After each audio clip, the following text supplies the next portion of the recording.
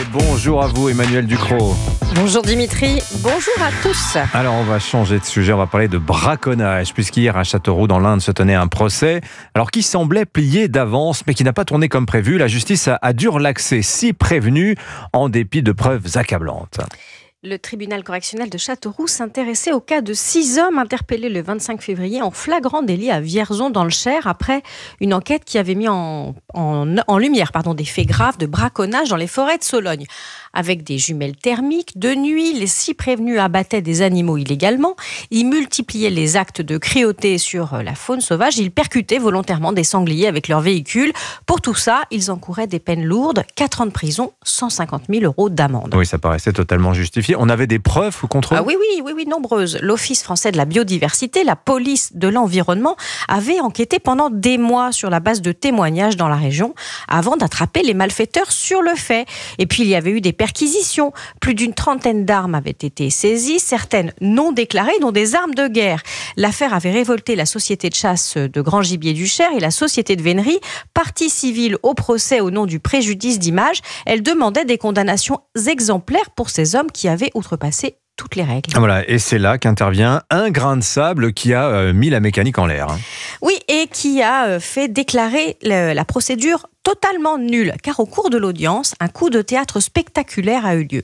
Les avocats des prévenus ont mis en avant le fait que l'Office français de la biodiversité avait utilisé pour coincer les braconniers des pièges photographiques pendant 1 an.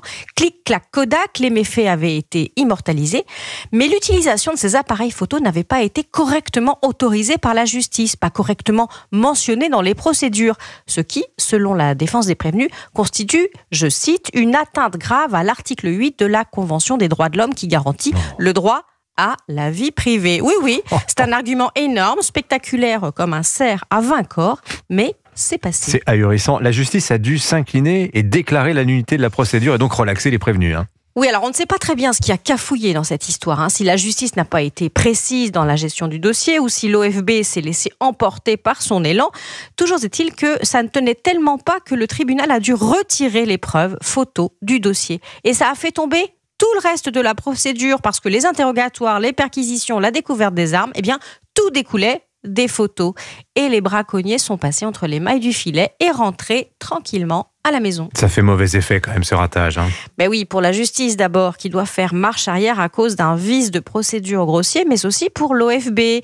L'Office de la biodiversité est contesté dans le monde rural et agricole, souvent pointé du doigt pour l'agressivité de ses méthodes de terrain.